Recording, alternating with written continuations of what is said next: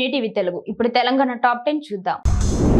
భారతదేశంలో సమసమాజ స్థాపన కోసం అన్ని రంగాల్లో పనిచేస్తూ దోపిడీకి గురవుతున్న వర్గాలకు నిరంతరం సిపిఐ అండగా ఉంటుందని సిపిఐ జాతీయ కార్యవర్గ సభ్యులు చాడా వెంకటరెడ్డి తెలిపారు. కరీంనగర్ లో సిపిఐ జిల్లా కార్యవర్గ కౌన్సిల్ సభ్యుల గ్రామ శాఖ కార్యదర్శుల సమావేశం నిర్వహించారు. 2024 డిసెంబర్ 26తో సిపిఐ ఆవిర్భవించి 100వ సంవత్సరంలోకి అడుగు పెడుతుందని, శత జయంతి ఉత్సవాలు ఘనంగా నిర్వహించాలని ఆయన అన్నారు.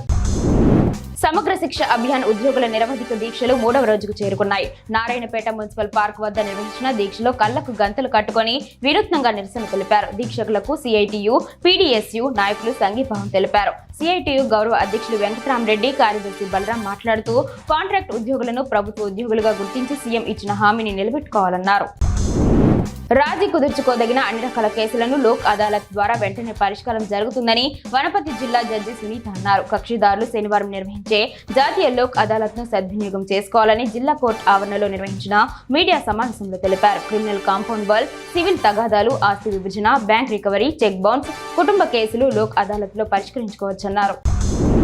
మెదక్ జిల్లా మెదక్ ఎన్జీఓ భవన్ లో ఎంఆర్పీఎస్ రాష్ట్ర నాయకులు మాసాయిపేట యాదగిరి మీడియా సమావేశం నిర్వహించారు. ఈ సందర్భంగా ఆయన మాట్లాడుతూ తెలంగాణ రాష్ట్ర ప్రభుత్వం సుప్రీంకోర్టు ఇచ్చిన ఆదేశాల మేరకు రాష్ట్రంలో ఎస్సీ వర్గీకరణ అమలు చేయాలని డిమాండ్ చేశారు. గ్రామ స్థాయి నుంచి ఎంఆర్పీఎస్ బలోపేతం చేస్తున్నామని, గ్రామ కమిటీలు ఏర్పాటు చేస్తామన్నారు. రాష్ట్ర వ్యాప్తంగా దాదాపు 20,000కు పైగా విద్యాశాఖలోని సమగ్ర శిక్షణ ఉద్యోగాలు సమ్మె బాట పట్టారు. కామారెడ్డి జిల్లా కేంద్రంలోని మున్సిపల్ కార్యాలయం ఎదుట చేపట్టిన సమ్మె నాటికి 5వ రోజుకు చేరింది. 5 రోజులుగా కేజీబీవీ విద్యాలయాల్లో బోధన నిలిచిపోయి విద్యార్థినులు అయోమయానికి గురి అవుతున్నారు. పరీక్షలు ముందున్నాయి, బోధనేమో ఆగిపోయిందని విద్యార్థినులతో పాటు వారి తల్లిదండ్రులు ఆందోళన పడుతున్నారు. విద్యుత్ బిల్లులు పెంచడాన్ని వ్యతిరేకిస్తూ సిపిఎం ఆధ్వర్యంలో నెల్లూరు మినీ బైపాస్ రోడ్లోని మిలీనియం సబ్ స్టేషన్ వద్ద విద్యుత్ బిల్లులు దహనం చేసి నిరసన వ్యక్తం చేశారు. ఈ సందర్భంగా సిపిఎం నగర కార్యదర్శి కత్తి శ్రీనివాసులు మాట్లాడుతూ ట్రూ అప్ ఛార్జీల భారం ప్రభుత్వం భరించాలని, ఆ భారం ప్రజలపై వేయడం దుర్మార్గమన్నారు. మక్తల్ పట్టణంలో కొలువై ఉన్న అతి పురాతన పడమటి ఆంజనేయ స్వామి బ్రహ్మోత్సవాలు ధ్వజారోహణతో ప్రారంభమయ్యాయి.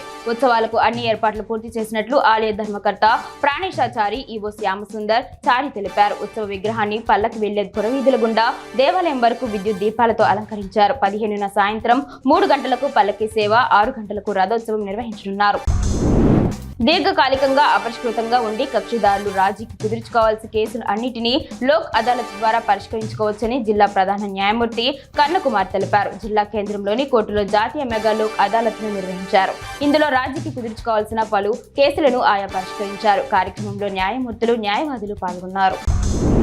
ప్రజా సంక్షేమానికి కాంగ్రెస్ ప్రభుత్వం కృషి చేస్తుందని మంత్రి సీతక్క అన్నారు. కడెం మండలంలోని గంగాపూర్, దేవునిగూడెం గ్రామాల మధ్యలో ఉన్న వాగుపై 22 కోట్ల రూపాయల నిధులతో చేపడుతున్న వంతెన పనులకు ఎమ్మెల్యే వెడ్మా బుజ్జుతో కలిసి శంకుస్థాపన చేశారు. ముందుగా గ్రామానికి వచ్చిన మంత్రికి గ్రామస్తులు డోలు వాయిద్యాలతో స్వాగతం పలికారు. ఈ కార్యక్రమంలో జిల్లా కాంగ్రెస్ పార్టీ నాయకులు తదితరులు పాల్గొన్నారు.